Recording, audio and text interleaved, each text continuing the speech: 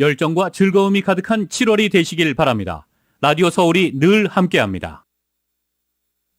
강혜신의 오늘의 미국.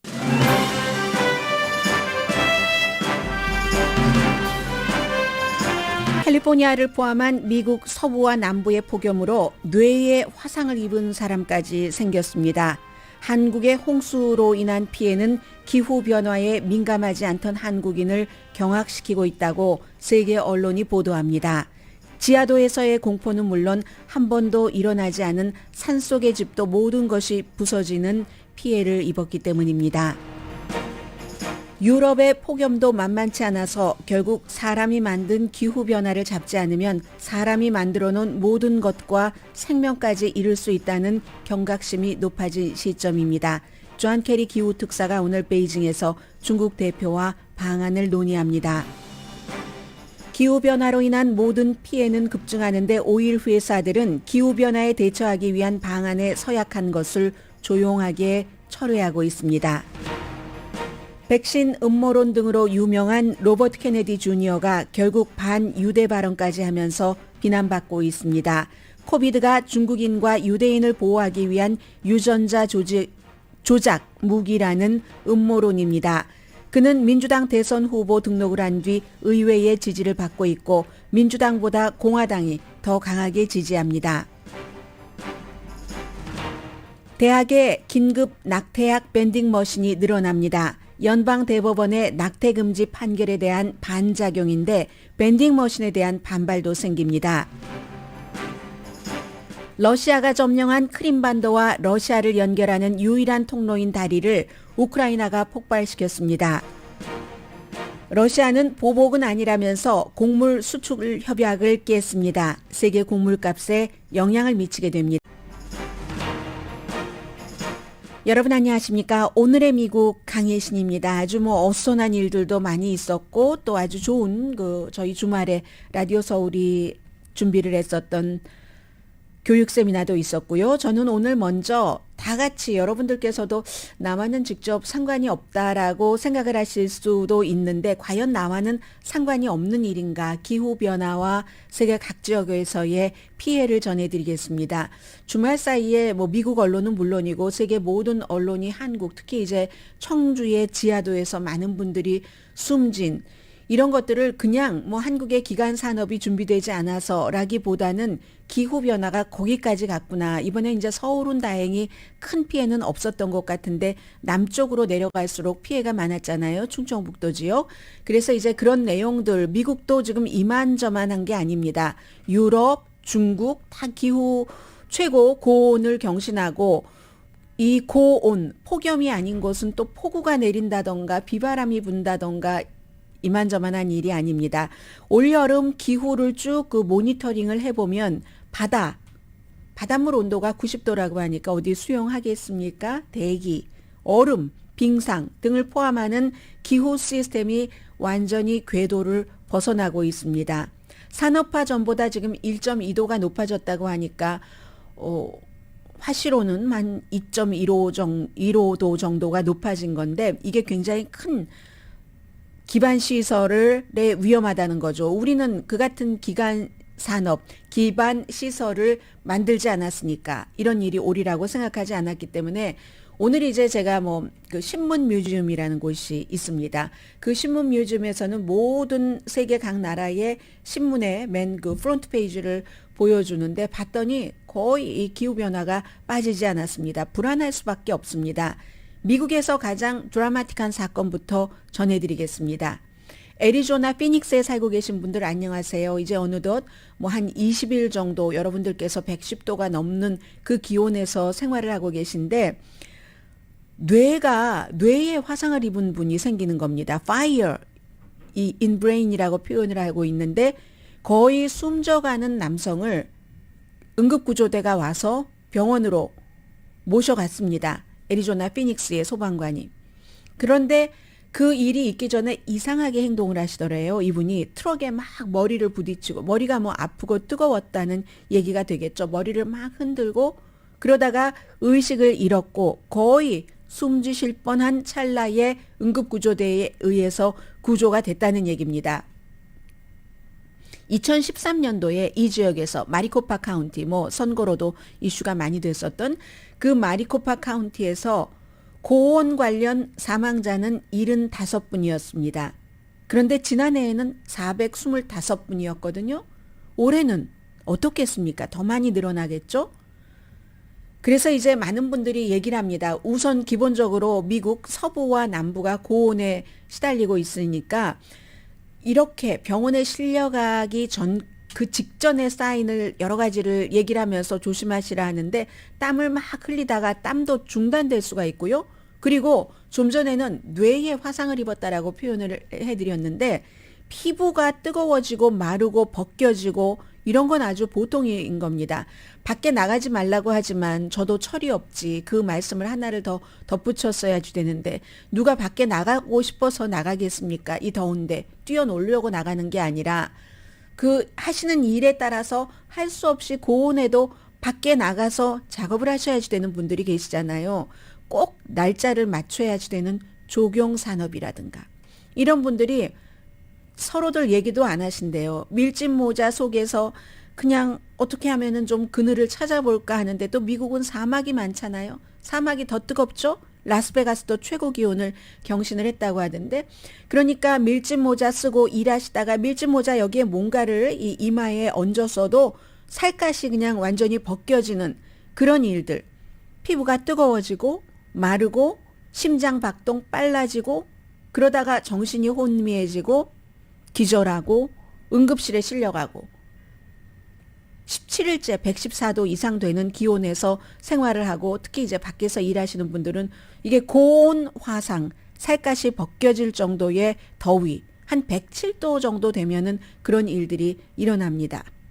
물론 길이 너무 뜨거워서 아스팔트가 이글이글 우리가 보이잖아요. 그리고 안전벨트도 시트벨트도 자동차 밖에 오래 세워두었으면 시트벨트 속에 금속이 조금 있죠. 그 금속 만지면 됩니다. 손이 되게 되고 그리고 난간 같은 거 잡아도 얼마나 뜨거워요. 그래서 화상을 입으시는 분들 병원에 실려가시는 분들 무척 많고 미국의 경우는 지금 인구의 3분의 1이 넘는 1억 명 이상이 이 같은 플로리다주 그리고 텍사스를 거쳐서 네바다로 오고 캘리포니아로 오고 캘리포니아에서 북쪽으로 워싱턴주까지 가는 이런 한 1억 3천만 명 정도가 폭염 경고를 받았고 이번 주에도 계속 덥답니다. 라스베가스가 117도로 기록을 경신했다고 하는데 어젠가요? 그러면 47.2도입니다. 섭씨로. 거리가 비었다면서요. 어제 그랬습니까? 그리고 경비원들이 카지노에서 무엇을 경비를 했는가? 카지노 보면은 막 분수도 있고 하니까 그런 분수에 너무 더워서 뛰어들어가는 사람 없도록 막으려고 그걸 이제 감시했고 라스베가스에서도 밖에서 일하시는 분들이 계시겠죠. 그런 분들은 서로 말도 안 하고 부채질만 하고 그러면서 이제 뭐 타코 트럭 같은 데서 타코 사드시고 힘들게 일을 하셨겠죠. 캘리포니아주도 센트럴밸리 지역 무척 위험했습니다. 데스밸리야 뭐 세계에서 가장 기온이 높은 곳에 속하니까 그 데스밸리가 129도 56.7도입니다. 섭씨로.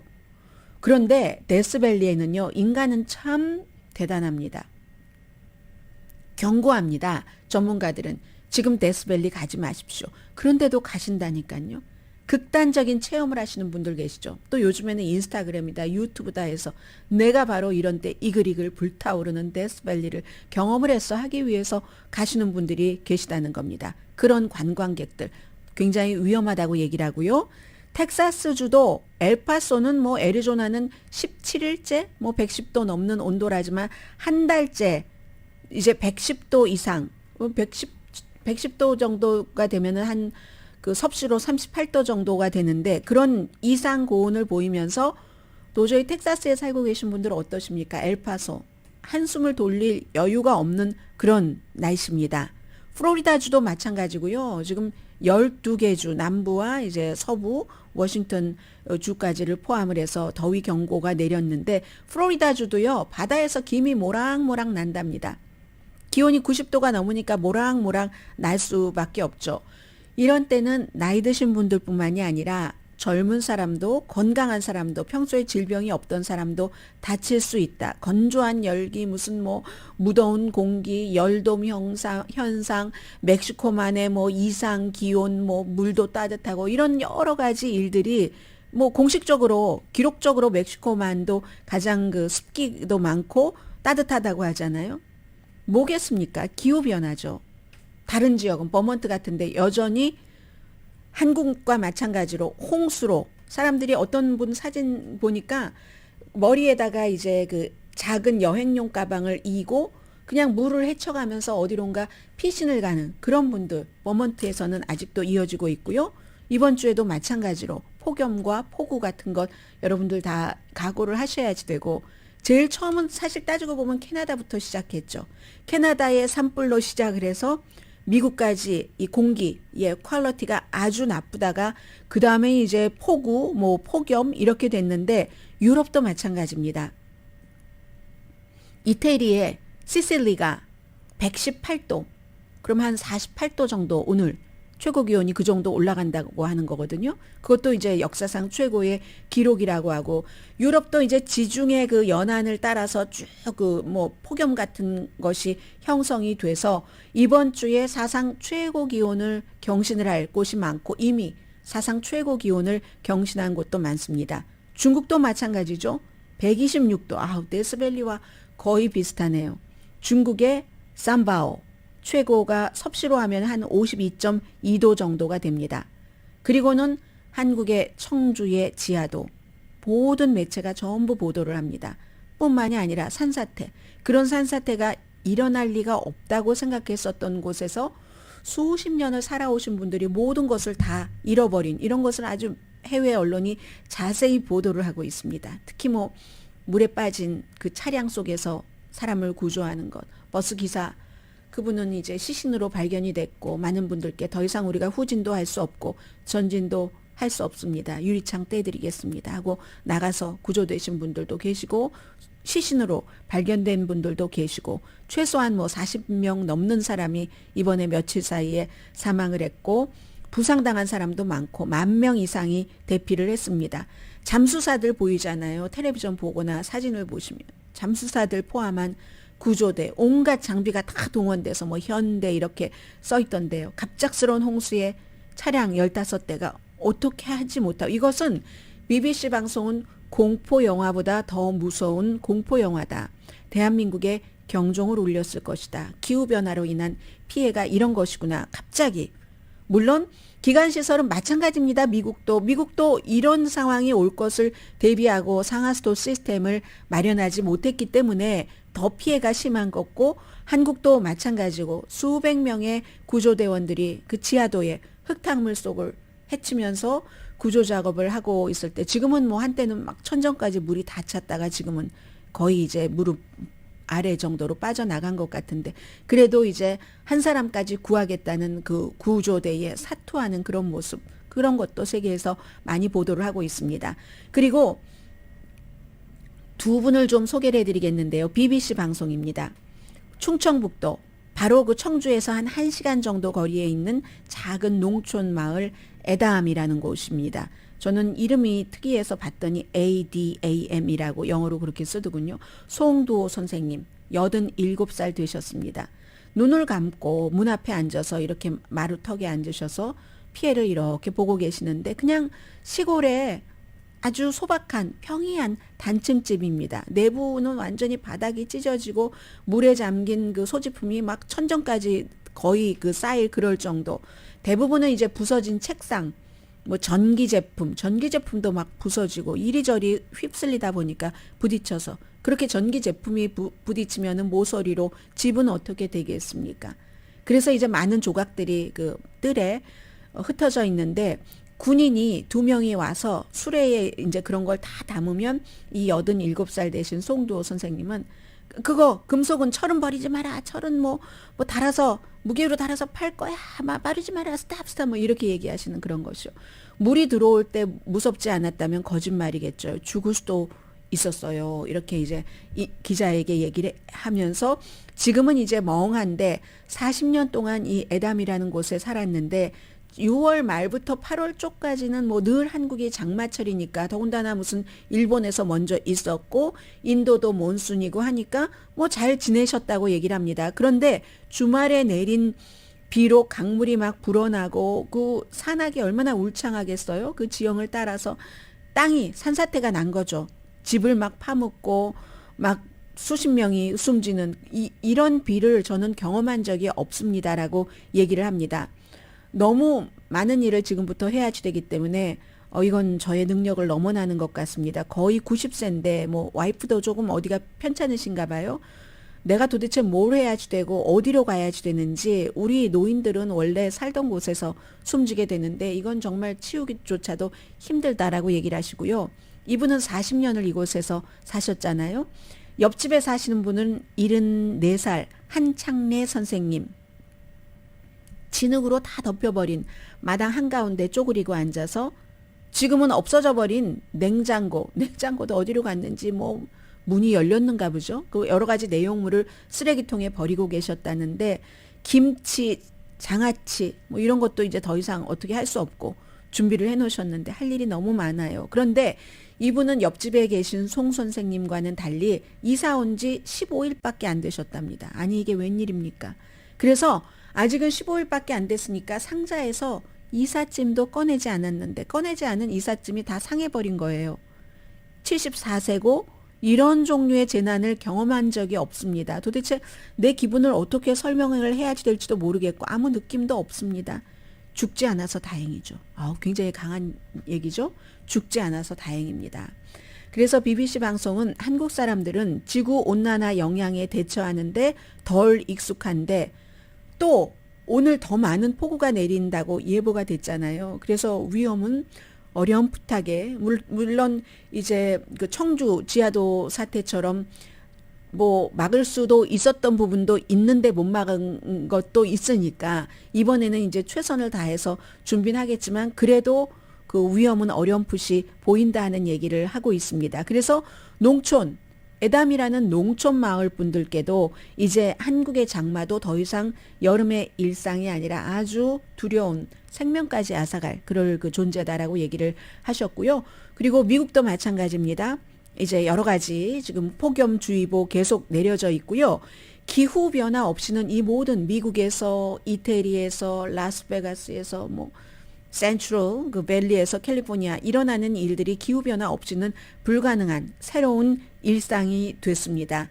그래서 이제 존 케리 미국의 기후 특사가 지금 베이징에 가서 오늘 뭐 카운터파트를 만나서 의논을 하는데 이게 이제 두바이에서 열리는 그 이산화탄소 그 기후변화 회담이 있기 한 4개월 전에 미국과 중국이 아직까지 가장 많이 이미 배출을 했고 이산화탄소 같은 여러 가지 기후변화의 중요한 요인을 앞으로도 그럴 것이기 때문에 이걸 줄여야지 된다는 얘기를 메탄 배출을 줄이기 이런 얘기 석탄 산업에서 많이 나오는데 중국은 아직도 석탄 산업이 훨씬 주가 되니까 중국과 실질적인 진전을 이루는 게 너무 급해요. 시급해요. 이렇게 얘기를 뭐 하면서 회담을 하겠죠. 그리고 이제 자넷 옐런 재무장관도 이스라엘에서 G20 이제 그 정상급 회담이 열리는데 뭐 이거 기본적으로는 가난한 나라 빚을 어떻게 할 것인가 이게 이슈였지만 기후변화에 대해서 각 나라는 재무부에서 어떤 정도의 이제 그 예산 같은 것을 책정을 해야지 되는가 이런 것들을 의논을 하고 있습니다. 아무튼 그 기본적으로 왜 힐에 사시는 분들 많이 계시잖아요. 지난번에 그 팔로스 버디스 북쪽 그 롤링 힐스 에스테이트처럼 그리고 뿐만이 아니라 로스앤젤레스 인근에도 힐 지역 같은 게 많이 있죠. 그런 곳에 사시는 분들은 아무튼 준비하실 수 있는 것은 준비를 하시면서 우리가 지금 상상하지 못하는 기후변화로 인한 무언가의 재앙이 닥칠 수 있으니까 마음이라도 그리고 혼자 사는 게 아니라 우리 아이는 저기 살고 부모님은 여기 살고 하시는 그런 분들도 준비를 좀 하시는 것이 좋겠습니다.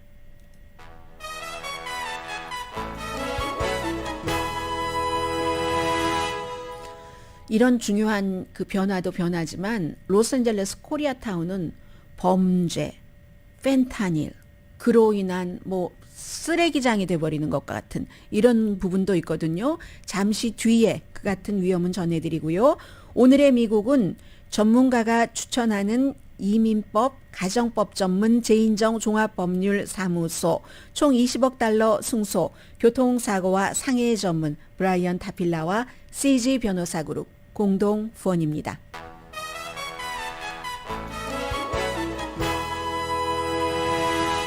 라디오 서울 방송 오늘의 미국 듣고 계십니다. 네, 지난 토요일에 제3회 교육 세미나에 와주신 분들 많이 도움이 됐으면 좋겠고요. 제가 이제 저는 맨 뒤에 앉아 있었거든요. 처음부터 끝까지 이렇게 보다 보니까 이게 인내력이 있게 처음부터 끝까지 앉아 계시는 분들이 많은 것을 가져가시는구나 하는 생각도 했고요.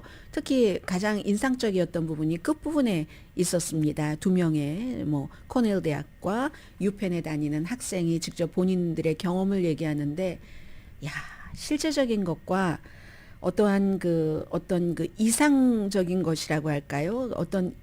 뭐라고 말씀을 드려야지 되나요? 이 마음을 탁 치는 영감을 주는 그런 것들이, 그래서 제가 저 학생들의 나이를 대강 우리가 계산하지 않아도 알잖아요. 저의 나이와 비교를 해보게 되면서 나이 든 사람들은 젊은 사람들을 정말 존중해야지 되는구나. 저 정도의 철학과 끈기와 그리고 보드라움도 있고요. 융통성도 있고요. 그렇게 공부를 하니까 본인들이 원하는 곳에 갔겠죠. 그리고 모든 것이 다 탑으로만 묶여지지 않았는데도 이제 저는 코넬에 갔습니다. 이렇게 얘기하는 여학생도 있었고 하는데, 아무튼 저는 맨 마지막 부분이 굉장히 인상적이었고요. 아무튼 저희가 늘 하니까 이번에 것을 더 부족한 부분을 애들을 해서 다음번에 교육 세미나에는 또 다른 차원의 여러 가지 도움을 드릴 수 있도록 준비를 할 것이고요. 회사 차원에서는요. 저는 또 하나 개인적으로는 토요일이었잖아요. EK 갤러리가 별로 처음 가봤거든요. 기대를 크게 안 했었거든요. 근데 갔더니 그 홀이 우선 천정도 높았고, 앞에 계신 분들은 모르셨겠지만 저는 제일 뒤에서 봤기 때문에 마치 유명한 어느 교회에 천정이 뚫려져서 하늘이 바라보이는 그런 것처럼 구름이 쫙 보이고요. 하늘의 색깔과 구름의 색깔도 달랐고요. 굉장히 저한테는 신선한 그런 나들이였습니다. 그리고 이런 좋은 일만 있으면 좋은데, 오늘 한국일보를 보시면 저희 라디오 서울 방송 이은 기자의 기사가 실려 있는데, 제가 한번 그대로 얘기를 전해드리겠습니다. 그대로 기사 그대로 거의. 요즘 한인타운뿐만이 아니라 다른 지역에서도 지금 이 기사와 비슷한가 한번 생각해 봐 주시면 좋겠어요. 파괴돼가는 한인타운 누가 책임지나. 한인타운 한복판에서 매일 반복되는 현상이다. 그 앞에 있군요. 7월 17일 오늘 아침 7시네요. 부지런하네요. 한인타운에, 물론 저는 그보다 더 일찍 나왔지만 취재가 7시면은 굉장히 부지런한 거잖아요. 7월 17일 아침 7시 한인타운 심장부고 고급 고층 콘도인 솔레어의 지상 광장의 모습, 사진까지 실렸습니다. 여러분들 코리아타임스.com에 가시면 이 파괴돼가는 한인타운 누가 책임지나라는 제목의 기사를 사진까지 함께 보실 수 있습니다. 밤새 마약 중독자들이 장악한 광장은 온갖 오물과 쓰레기, 마약의 흔적이 난무하다. 아침마다 붐비던 광장의 스타벅스가 문을 닫는 날들이 늘고 있고, 파리바게트도 오늘은 영업을 안 한다고 종업원이 문을 닫고 얘기한다. 이게 이제 한인타운 한복판에서 매일 반복되는 현상입니다. 밤새 고성방가와 기물파손, 그리고 대소변을 배출하고 마약을 즐기는 무리들이 한인타운 한복판에서 계속 그렇게 하고, 다음날 아침 9시가 되면 직원과 시의 직원이죠. 주변 상가와 빌딩 청소원들이 청소를 시작합니다. 시정부가 그동안 보여준 모습은 수많은 시민들을 실망하게 합니다. 무능력하고 부패한 시정부의 모습은 일상이 되어가고, LA 도시 파괴 현상은 가속화돼서 슬럼화가 진행되고 있습니다. 스타벅스, CBS 같이 하루 종일 마약에 중독된 불청객들에게 시달리는 업소들이 언제까지 영업을 한다는 보장이 없습니다. 샌프란시스코에서 목격했듯이 것이 종업원들의 안전이 위협을 받으면 언제나 문을 닫을 수 있고 그 결과는 고스란히 지역 주민들에게 돌아갑니다. 시정부가 시민들을 위해 무엇인가를 해주기를 기다리고 있는 것만은 무리라는 생각이 듭니다. 수많은 한인 단체들이 있지만 실제로 한인타운 보호를 위해 활동하는 단체가 없다고 느껴지는 것은 기자만의 생각입니까? 오늘도 해가 뜨고 날이 더 밝아지면 시민들이 출근을 할 것이고 밤사이 벌어진 일들을 치우고 정리하는 일들이 분주히 시작될 겁니다. 마치 범죄 현장을 숨기려는 노력으로 보여지는 이유는 무엇일까요? 한인타운 주민과 단체들은 더 이상 늦기 전에 우리 손으로 한인타운을 지키는 행동을 해야 할 때입니다. 한인타운이 스키드로우나 다운타운 샌프란시스코처럼 되지 말라는 보장은 없습니다. 이젠 우리가 스스로를 지켜야 할 때입니다. 그저 일단은 문제 제기네요. 여러분들께서 주변에 이제 이런 일들이 전염병처럼 번져가기 때문에 속도가 굉장히 빠르고요. 아무튼 오늘 일단 기본적으로 모든 사람들은 함께 지금 현상이 이렇지 하고 파악하는 일부터 시작을 해서 그 다음 단계가 진행이 되겠죠. 한인타운, 로스앤젤레스 한인타운 아주 큰 문제고요. 저는 지금 이 타임에 한 가지를 전해드리겠는데요. 지금 굉장히 주목받고 있는 사람인데 오늘의 미국에서는 전해드리지 않은 인물이 있습니다. 오늘 다 전해드리지는 못하겠지만 로버트 케네디 주니어가 로버트 케네디 전 법무장관이었고 존 F 케네디의 동생이었고 형을 이어서 저 사람이 이렇게 생각을 했지만 결국은 유세 도중에 지금 로버트 케네디 하이스쿨이 있죠. 거기가 로버트 케네디 호텔이었습니다. 예전에 그 호텔에서 막 수영장도 아름답고 해서 야자수도 있고 수영하고 했었던 사람들도 굉장히 많은데 거기서 암살당했고 그의 아들인데 이 아들은 지금 뭐 지지하는 사람들도 많이 있지만 평이한 그런 면은 거의 없는 사람입니다. 그런데 지난주에 어떤 일이 있었냐면 오디오를 뉴욕 포스트가 입수를 했다고 하네요. 그래서 저는 기사로만 보다가 오디오는 아직 못 들었습니다. 그런데 이 존 F 케네디가 지난주에 그쪽에 뉴욕의 레스토랑에서 열린 뭐 일종의 기자회견 비슷하게 뭐 지지자들이 모인 그런 지지자들도 모인 그런 자리에서 코비드 19에 대해서 또 새로운 음모론을 내놨습니다. 원래 음모론을 굉장히 좋아하는 사람이거든요. 그리고 백신은 코비드 백신을 포함해서 백신에 대해서 반대하고 그건 이제 처음에 트럼프 전 대통령과 마찬가지였던 거죠. 트럼프 전 대통령도 뭐 백신이 자폐증을 일으킨다 이런 얘기를 많이 했었지만 본인 백신 접종 받았습니다. 이 코비드 19이 유대인이요. 그 가운데서도 이제 그 아슈케나지, 그 유럽, 중유럽 그런 유럽의 유대인과 중국인들을 살리기 위해서 왜냐하면 인종을 보호를 해야지 되니까 그래서 이제 이 사람들은 이 코비드 19에 강하다는 거예요. 유전적으로.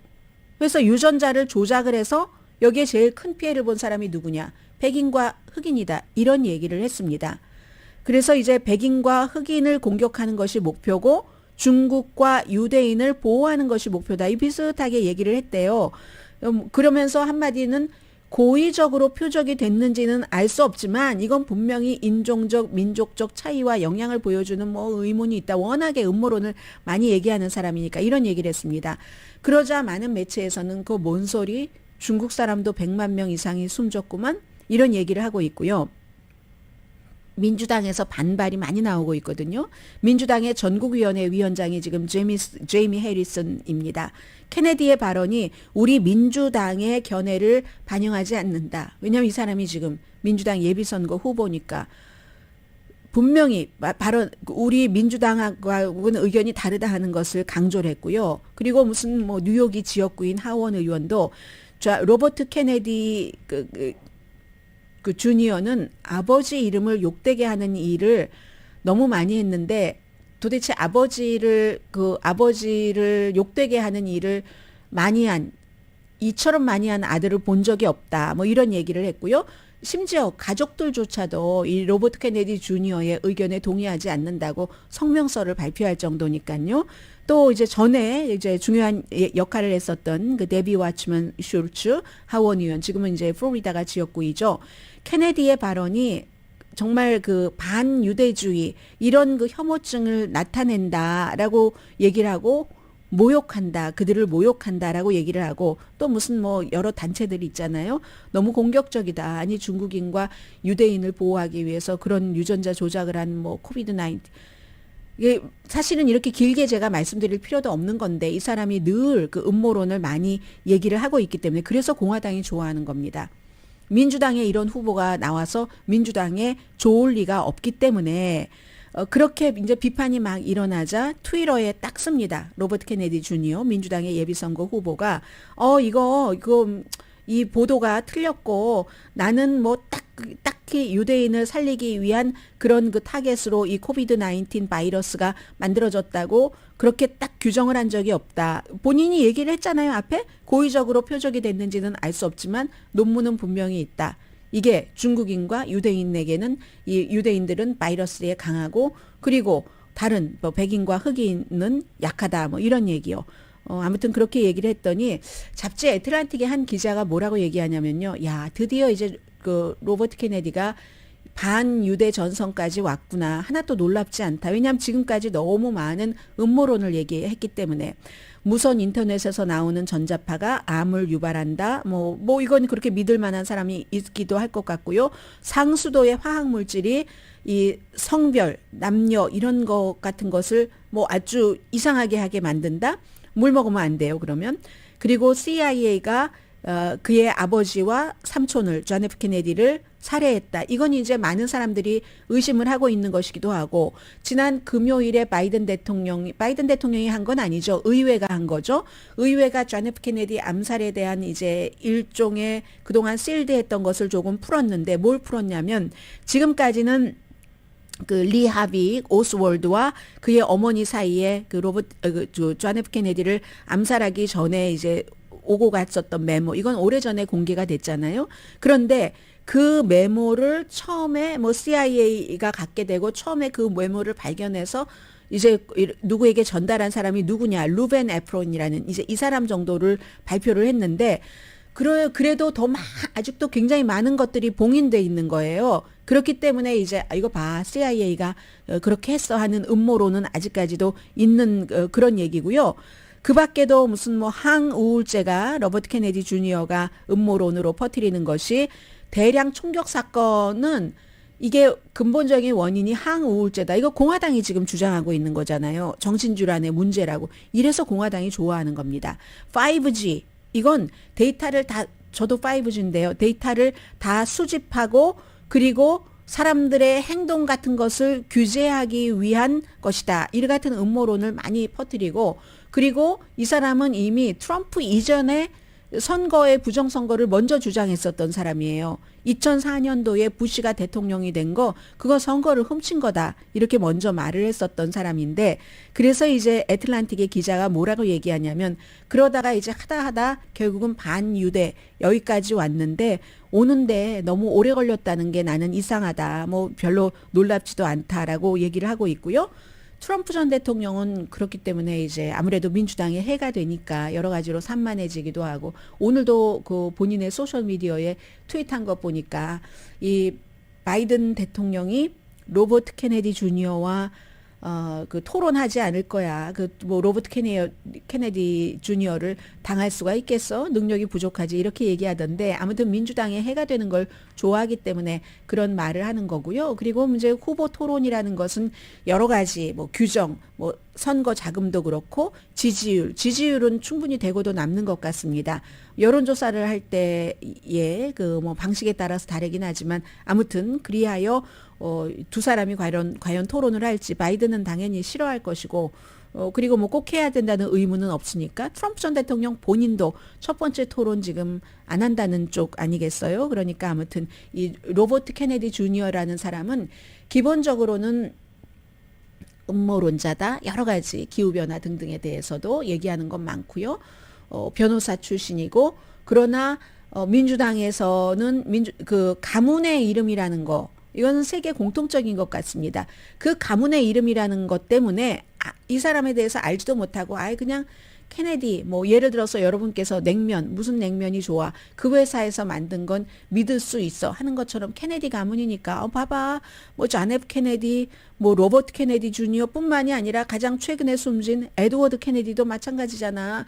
그렇게 부잣집에서 태어나서 그렇게 온갖 것을 다 누리면서도 에드워드 케네디는 가난한 사람에 대한 헬스케어를 하지 못한 것을 본인이 어느 순간에 조금 양보했으면 이루어질 수도 있었던 것을 공화당 행정부와 그걸 못해서 내가 너무 끝까지 후회합니다라고 얘기를 했었던 이런 3 케네디즈가 있는데 뭐 그 가문의 사람인데 어느 정도는 하지 않겠어? 라고 생각하는 사람들이 굉장히 많은 것 같은데 그 미국이라는 이런 큰 나라의 지도자쯤 되면은 음모론을 신봉하는 사람을 뽑아서는 안 되겠죠. 제가 오늘 뭐 맛보기 정도로 말씀을 드렸습니다.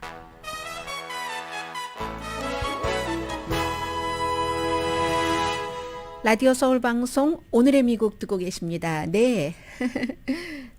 대학교 캠퍼스에 가본 적이 언젠가요? 저도 꽤 오래된 것 같은데 혹시 여러분의 자녀분이나 손주, 손녀 분께서 대학에 다니신다면 지금 대학에요. 플랜 B 밴딩 머신 자동 판매기가 있답니다. 이 플랜 B 밴딩 머신이라는 것은 적어도 39개 대학이 설치를 했고 지금 점점 빠른 속도로 늘어나고 있는데 낙태가 불법화되면서 더 빠른 속도로 늘어날 것이라는 겁니다. 그럼 뭘 파는 게 이 자동 판매기냐? 플랜 B 긴급 피임약. 긴급 피임약이 긴급 피임을 하는 게 아니라 낙태약인 거잖아요. 곧 성관계를 가진 뒤에 뭐 다음 날 뭐 이렇게 하고 뭐 뭔가 과정이 있겠죠. 그런 것을 밴딩 머신에서 자동 판매기로 팔도록 아마 연방 대법원이 낙태를 금지할 수 있도록 조치한 판결을 내리지 않았다면 대학교에 이 같은 밴딩 머신이 이처럼 빠른 속도로 설치되지는 않았을 가능성이 높습니다. 그렇게 설치되고 나니까 그랬더니 또 이제 낙태를 반대하시는 분들, 그러니까 좀 보수적인 분들이시죠. 그런 분들이 또 막 비난을 합니다. 어찌 그런 그 흉물을 학교에 신성한 학교에 갖다 놓느냐라고 얘기를 하는 거죠. 그런데 이제 누구에게는 흉물이 될 수 있지만 또 누구에게는 열심히 공부를 해야지 되는데 뭐 성생활을 하는 것은 미국 청소년들이 뭐 어쩔 수 없는 일이고요. 11살 때부터 성생활을 뭐 하는다는 그런 그 소녀도 있기 때문에 13살은 뭐 많은 것 같고요.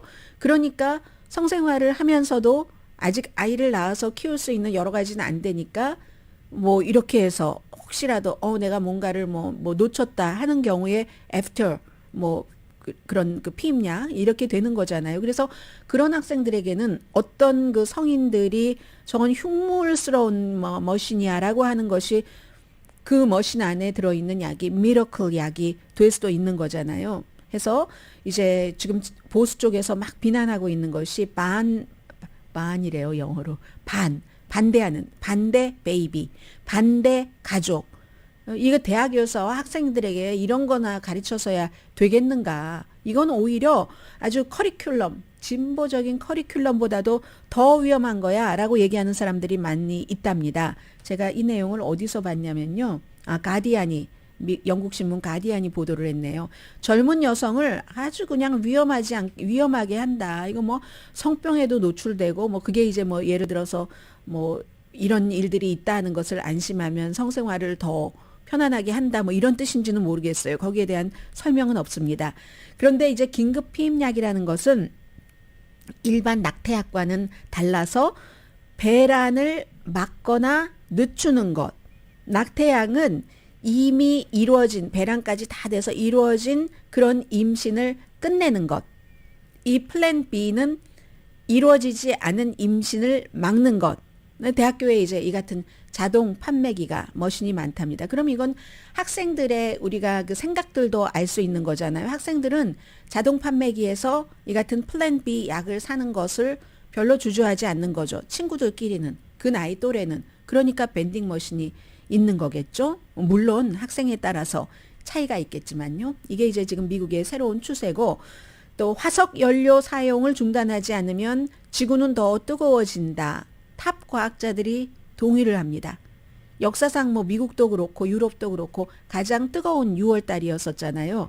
그런데 세계 선두주자 오일 회사들은 반대 방향으로 나간다. 화석 생산을 늘리고 대안이 없다. 우리도 다 뭐 어떻게 하려면 이렇게 얘기를 한다고 하는데 그들의 목표는 지구 온난화 기록을 낮추는 게 아니라 회사 이윤의 기록을 높이는 것이기 때문에 화석 연료 업계는 위험한 상품을 팔아서 막대한 이익을 취하는데 이전에 보다 더 심각하게 지금 어느 정도까지 뭔가가 처음에는 이제 화석연료 같은 것도 인간에게 굉장한 편리함을 줬었겠죠.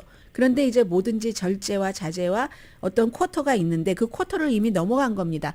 어느 순간 선을 넘으면 그 다음엔 걷잡을 수 없이 세계가 지금 이렇게 기후변화로 그 안에 갇혀 있는 거잖아요. 어쩌지 못하고. 그래서 화석연료 산업계가 돈을 많이 버는 동안에 죄 없는 사람들과 정부가 그 업계의 무모함에 대한 대가를 치르고 있다. 아니죠. 우리도 기본적으로 좀 편리함을 누린 거는 있겠죠. 이게 이제 하버드 대학의 나오미 오레스케스 교수가 한 얘기입니다. 이 오일 업계를 연구하는 교수가 저는 일반 소비자들도 어느 정도는 그 영향을 받아서 편리함이라든가 또 오염 배출에 영향을 미쳤다고 생각을 하고요. 뭐 그게 상식적인 생각 아닐까요? 그런데 주요 이런 그 에너지 회사들은 지난 몇 년 동안 기후 위기에 우리도 뭘 하겠습니다 많이 해놓고는 서약까지 했어요. 배출량을 줄인다고. 그리고는 최근에 슬그머니 이 같은 계획을 철회한답니다. 예를 들어서 BP가요. 2월 달에도 아주 기록적인 더위가 있었는데 2030년까지 오염 배출량을 35% 줄이겠다 하고 약속을 하고는 이걸 20%에서 30%로 줄였습니다. 그것도 목표까지 이 경우는 이루어지지 않을 경우가 확률이 높죠. 엑선모빌도 무슨 뭔가 이제 그 탄소를 좀 덜 만들어내고 하는 것으로 해서 자금을 많이 우리가 배당을 하겠습니다 하면서 조용하게 그걸 철회해 버렸다는 거죠.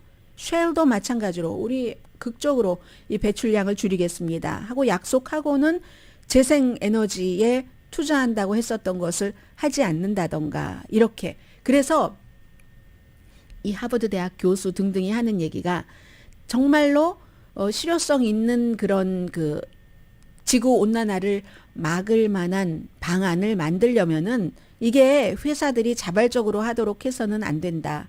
자발적으로 이 에너지 회사들이 비즈니스 모델을 바꿀 것이라고 믿는 것을 멈춰야지 된다. 그러면 뭔가를 규제를 해야 되잖아요. 규제를 해야지 되는데 규제를 하려면 텍사스주의 테드 크루즈 같은 연방 상원의원 같은 경우는 이런 회사에서 돈 버는 게 돈을 기금을 받는 게 너무 많아요. 웨스트 버지니아의 조 맨슨 의원도 마찬가지고요. 조 맨슨 의원은 실제로 본인이 이런 사업에 투자를 해서 돈을 또 엄청나게 벌고 있잖아요. 그러니까 이게 안 되는 거죠. 그런데 지금까지는 슬금슬금 뭐 어느 정도 넘어갈 수 있었지만 앞으로는 넘어가지 못할 위기라는 이런 보도가 오늘 굉장히 많은 매체에서 좀 집중적으로 전하고 있습니다. 잘못 눌렀는데요. 그럼 일단 도와주시는 분부터 불러드리겠습니다. 오늘의 미국은 전문가가 추천하는 이민법, 가정법 전문 재인정 종합법률 사무소, 총 20억 달러 순소, 교통사고와 상해 전문 브라이언 타필라와 CG 변호사그룹 공동 후원이었습니다. 10시에 좋은 아침, 좋은 하루 방송됩니다. 지금부터 1분 40초가 남았습니다. 아주 귀한 시간인데요. 크림반도를 러시아가 점령을 했고 점령하고 4년 만에 다리를 놨습니다. 캐리치 브리지라고 해서 이 다리가 러시아하고 러시아가 점령한 크림반도를 잇는 유일한 통로였고요. 그러니까 러시아에서 뭔가가 많이 건너서 갔겠죠. 그리고 우크라이나를 침공한 이후에는 여기서 우크라이나 남부로 쭉 뭔가를 이제 수송을 하는 겁니다. 이걸 우크라이나의 정보국과 해군이 드론으로 공격을 해서 중간에 이제 딱 그 무너져 버렸거든요. 그러자 러시아가 우리 여기에 대한 보복 아니야라고 얘기를 하면서 지난 여름에 터키가 중재를 해서 왜 이 흑해를 통해서 우크라이나가 곡물을 수출하도록 서로 협상을 했잖아요. 이거 일단 없어. 물론 그동안 이 협상이 이상하게 우크라이나에게 더 좋은 것 같아 러시아보다 러시아가 불만은 했었습니다. 그런데 딱 이게 시기가 맞아서 타이밍이 딱 이때 이렇게 해서 결국은 손해보는 사람들은 세계 곡물값이 올라갈 것이고 우크라이나의 곡물이 뭐 만만치 않으니까요. 해바라기 씨 오일 같은 경우는 굉장히 많이 반 이상이 세계에 나가는 것에 우크라이나산으로 알고 있는데 그런 문제가 있습니다. 그리고 제가 오늘 마지막으로 여러분들께 전해드리려고 했었던 것은 이름을 들으시면 잘 모르실 텐데 그 제인 버킨이라고 바로 이 제인 버킨의 이름을 따서 에르메스의 가방이 만들어졌잖아요. 이 여성이 가수고 뭐 배우고 영국계 프렌치인데 그렇게 유명했던 것은 아름답고 뭐 등등 영화, 노래 때문이 아니라 그 태도 때문이었다. 길게는 못 말씀드리네요. 강혜신이었습니다.